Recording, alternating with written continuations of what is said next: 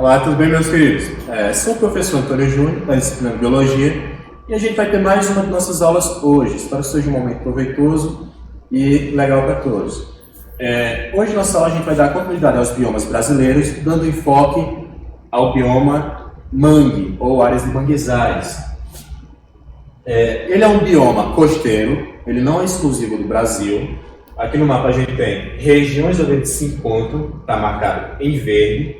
A gente pode estar sempre olhando, ele está em contato direto com áreas que tem contato com o oceano.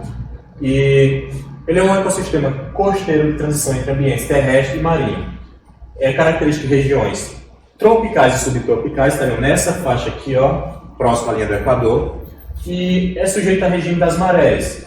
Ou seja, ele vai estar sofrendo ação direta da maré baixa ou alta. E no mundo existe cerca de 162 mil quilômetros quadrados de manguezais.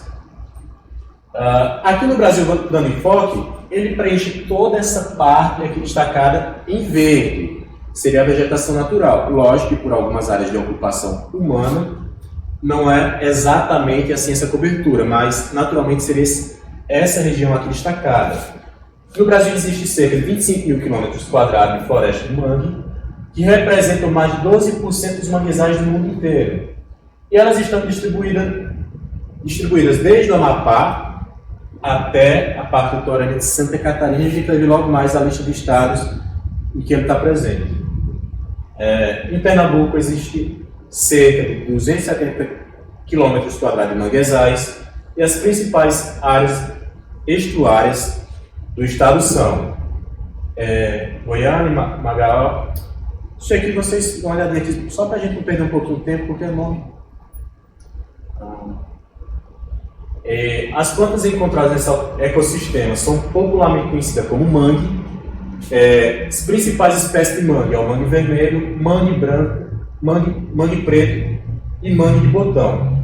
A espécie Lobuncularia remanescosa é uma espécie típica de mangue encontrada no arquipélago de Fernando de Noronha. Vamos entender aqui um pouquinho como é que funciona. A gente teria parte costeira, a vegetação e a variação da maré. A gente vai ver logo a mais porque essas plantas têm essas raízes nesse formato e qual a sua importância para os demais ecossistemas próximos. Então vamos analisar aqui um pouquinho. A gente tem uma imagem aqui de um mangue, como seria, tem água salgada, a vegetação e o detalhe característico do mangue são esses tipos de raízes. Essas raízes elas são uma adaptação chamada de raiz escora, que funciona como um meio de suporte dessa planta. Como? O solo é encharcado, elas sofrem ação direta das marés, vai e vem, elas desenvolvem essas raízes que formam como se fossem estacas, apoio para a sustentação dela. E elas também são adaptadas para viver em solo com pouco oxigênio, já que é um solo encharcado. E essa raiz é uma das características dela. Além desse formato de escora, algumas plantas elas desenvolvem a raiz crescendo para cima.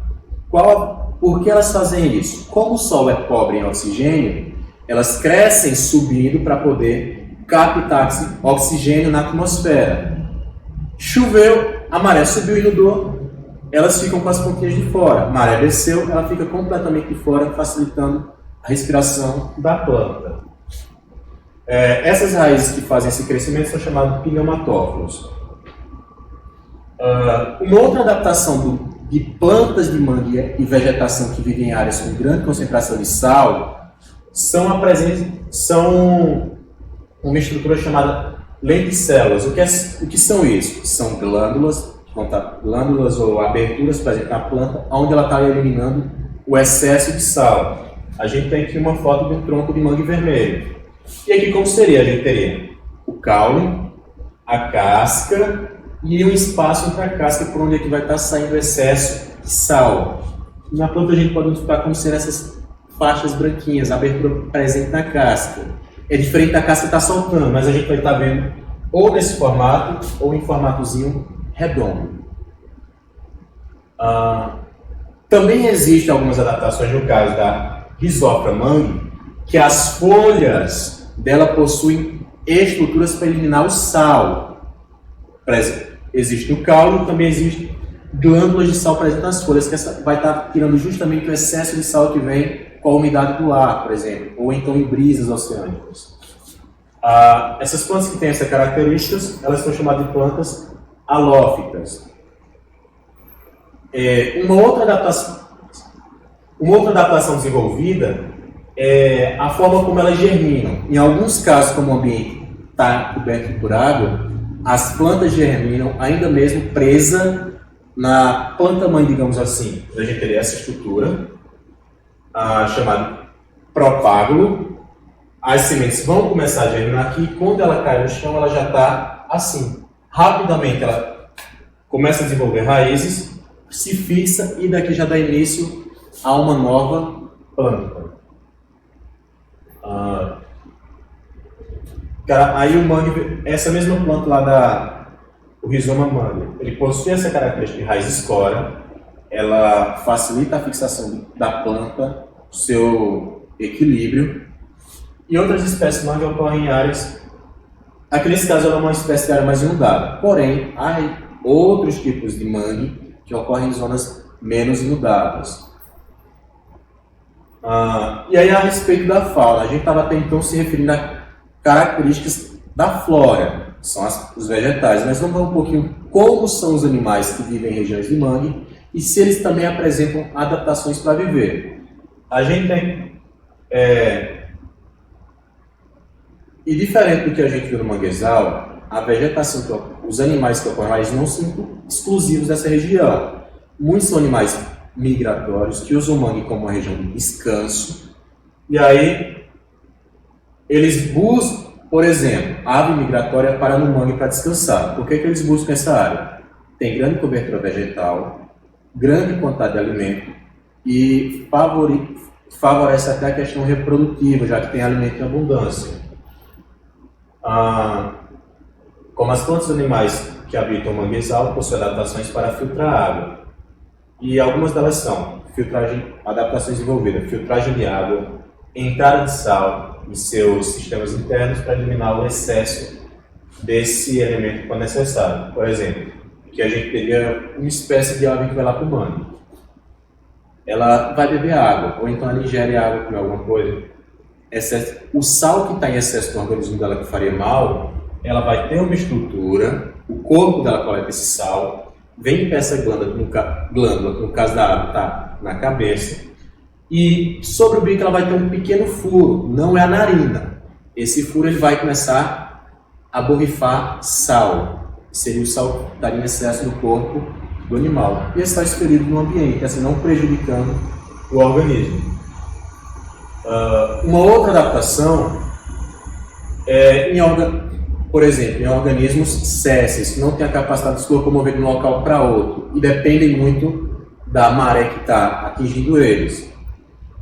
No caso de bivalves, como ostras, concha, caramujos, e eles vão se fixar nessa raiz do mangue, e na maré alta esses organismos se alimentam do plâncton e respiram ativamente.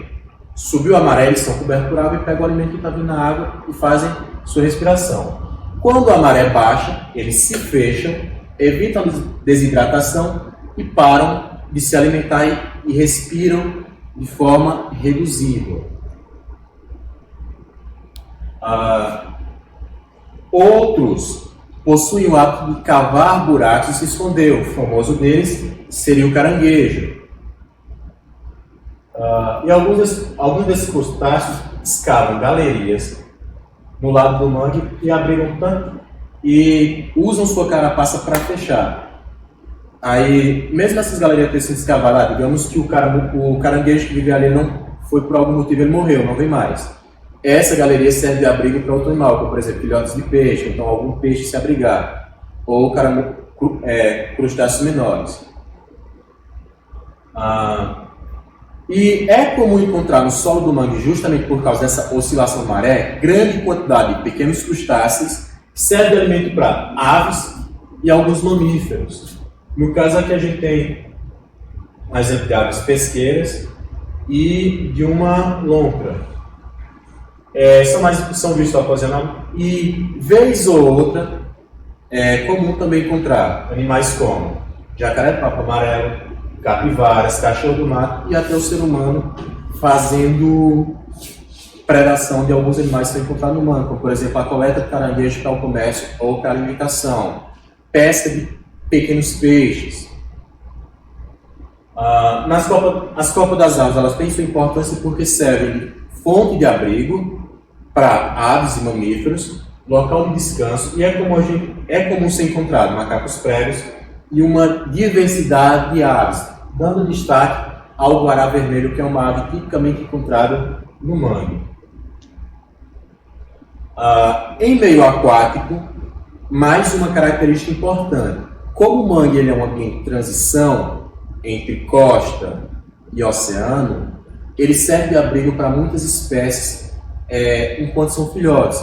As raízes do mangue, que a gente viu lá, aquelas raízes escora, elas servem como fonte de abrigo também para peixes desovarem, peixes ainda indefesos ou pequenos fugirem de predadores, crustáceos fazerem o mesmo.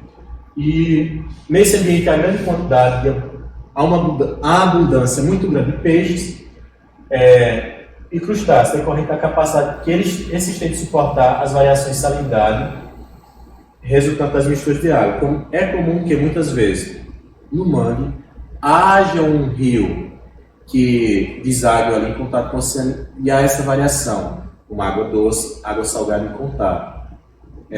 Alguns animais têm essa capacidade de suportar essa variação e conseguem se adaptar muito bem ao mangue. E a gente teria aqui uma foto ilustrativa onde a gente tem o mangue, água viva e alguns peixinhos passeando. Possivelmente também existem alguns outros crustáceos a mais escondidos. E qual a importância do mangue? Ele é um local de reprodução, é berçário, criador de abrigo para várias espécies de fauna aquática e terrestre, e de valor ecológico e econômico. Lembrando também uma característica que ainda não foi falada. O mangue ele funciona como uma barreira de proteção aos ambientes terrestres. É ele quem barra as águas do oceano, é ele que protege esse contato direto com a costa. É a produção de mais de 95% de alimento do homem, que é capturado no mar. Então, 95% das criaturas que existem no mar, que é capturado pelo homem, tem origem no mangue, usam ele como berçário ou como abrigo.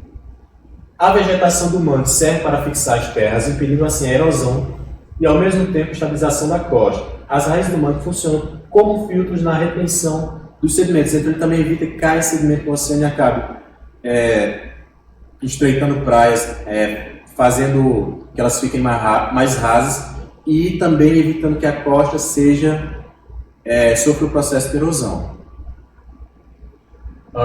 Também existe importância econômica, já que muitas famílias tiram do mangue sua subsistência, ao cultivo de ostras e também cultivo de plantas ornamentais.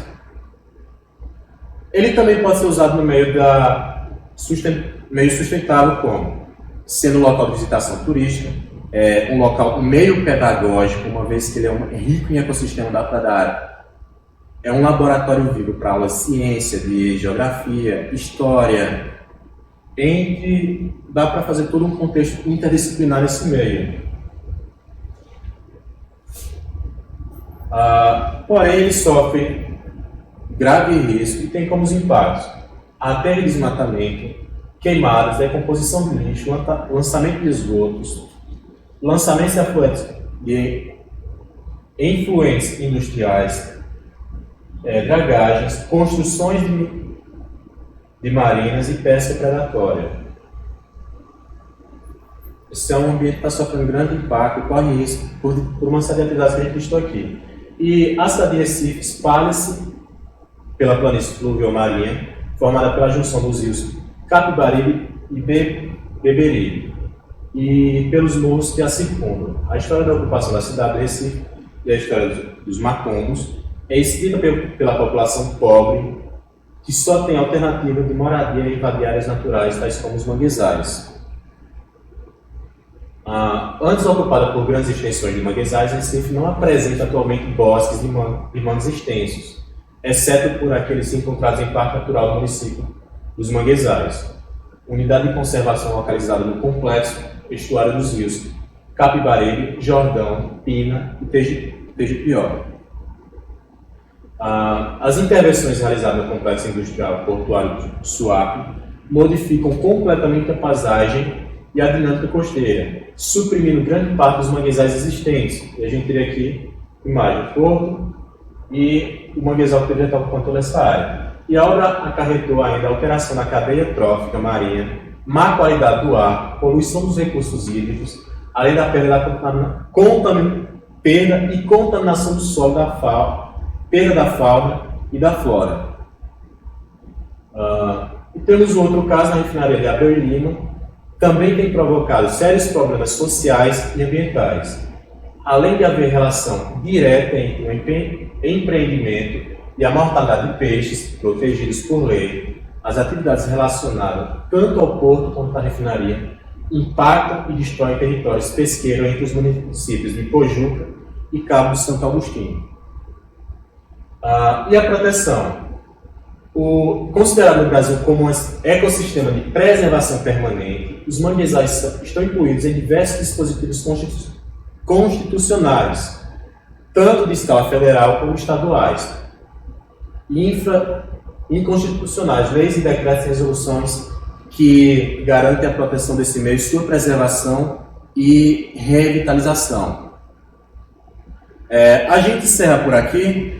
Lá na plataforma vai ficar alguns exercícios. É isso. Tchau. Até a próxima.